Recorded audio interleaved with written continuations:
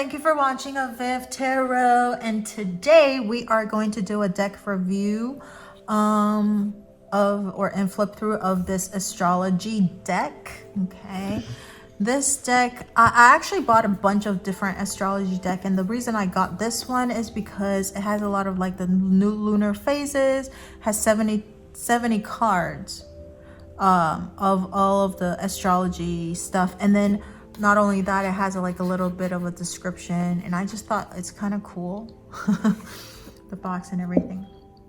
Okay, the deck itself came like this, but the inside, like the cards with these two booklets, was saran wrapped. Okay, I actually opened it up already. So this is the astrology deck, and it has a little bit of a meaning for each of the, like a, I guess, short intro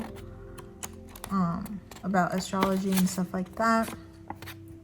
Okay, and then this is the birth chart, which is kind of interesting because it has the houses right here. Okay, so it talks about like the first house all the way through the 12 houses with a little bit of explanation right here. On the back, it tells you how to find out your birth chart, right? And so what you need is your birthday, your birth time, and you need your exact time. The reason being, every 6 minutes it changes 1 degree, and you might think, oh, it's just 1 degree, but 1 degree makes a huge difference, because when we're trying to calculate the aspects of the planets, we, depending on the astrologer, they don't, some astrologers will take it as wide as, you know, plus minus 8 degrees, okay, for the aspects and stuff like that. But my personal observation of the astrologers that I've been, like, you know, listening to and stuff like that, most of them actually prefers very narrow orbs, meaning very small degree difference. Plus minus 4 degrees at the most is what I've heard a lot, very often from most of these astrologers. In fact, this one, it even says that it says within 3 degrees. So I do think, because I do have a few, like my personal natal chart, I do have some conjunction that is like 9 degrees, right?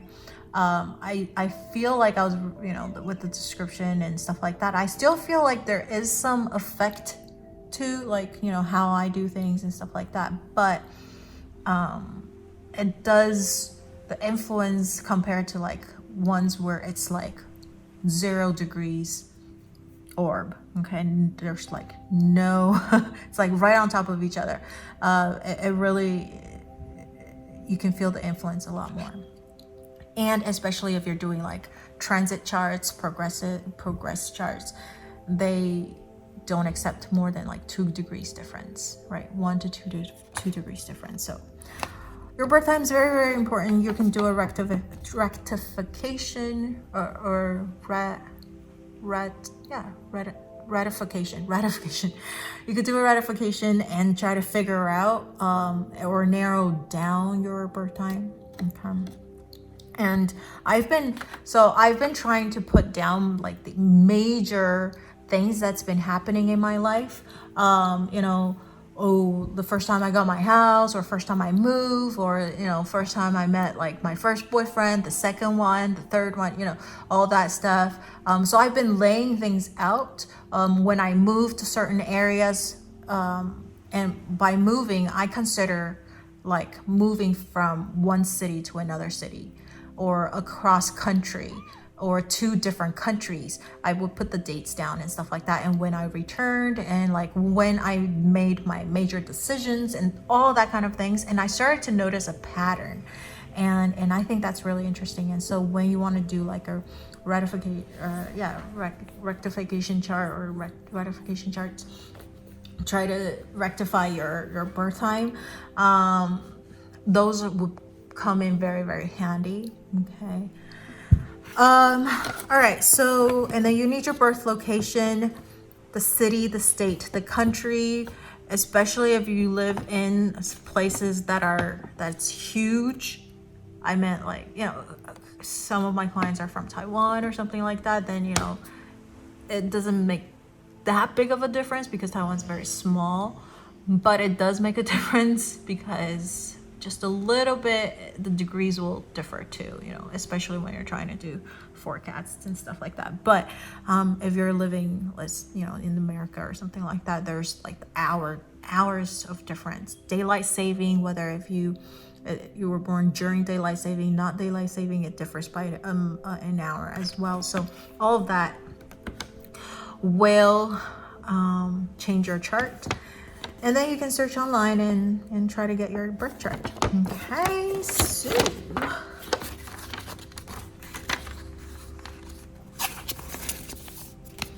that's that. Now let's go through the deck.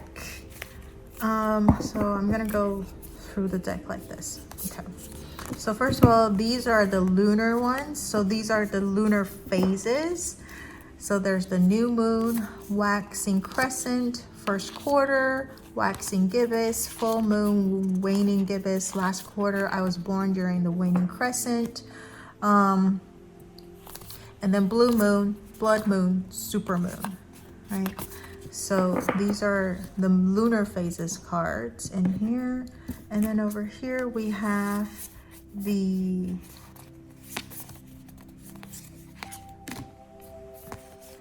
qualities of the signs, which is the cardinal, the fixed, and the mutable.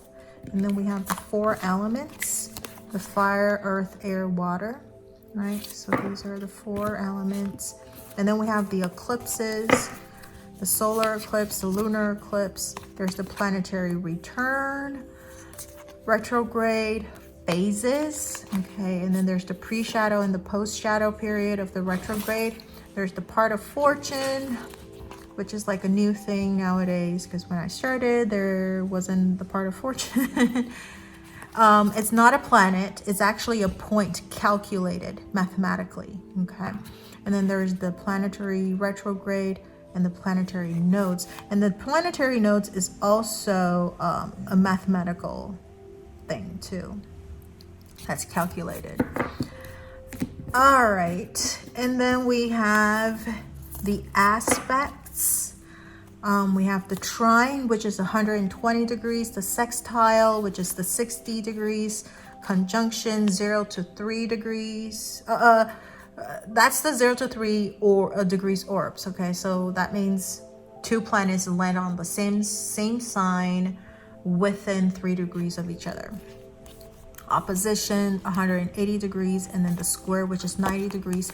These 5 are the major aspects in the natal chart, right? So that have the most effect. Also, you know, when transiting and progressing and all that stuff, charts too.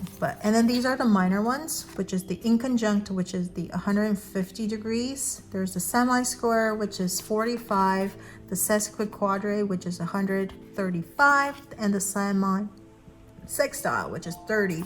There's also a few other minor aspects, like the 144 degrees, 72 degrees, right? So those are also, but it's not in here.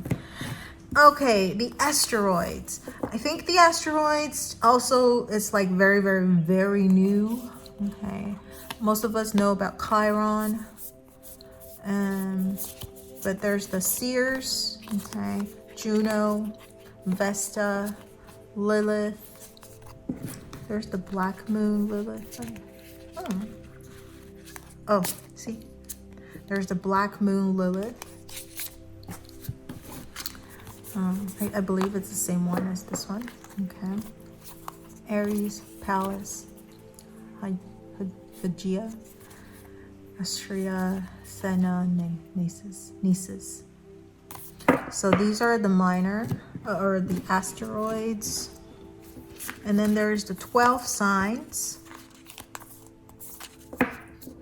because I think most of the other astrology cards, they don't have these asteroids. The most that they have is Chiron, and that's it. So this is something very special in this particular deck, as the asteroids.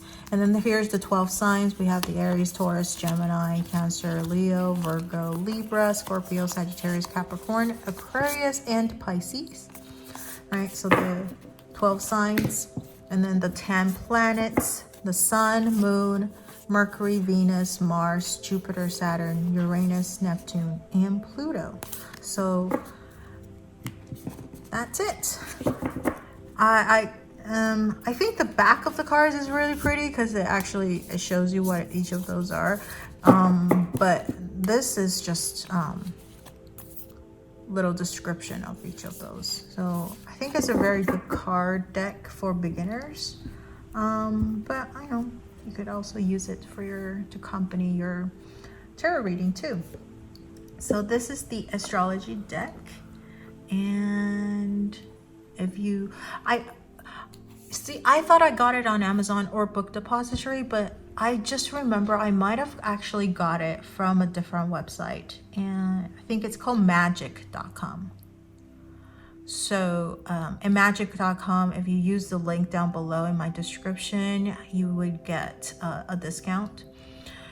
So yeah, support your local bookstores, or you can use the links down below, or you can always get it from Amazon or Book Depository as well. If you have anything you would like to share with me, you can leave it in the comment section below, and don't forget to like, share, or subscribe to my channel and enjoy my video. Turn on the notification bell if you haven't already. Thank you so much for watching, and I will see you in the next video. Bye.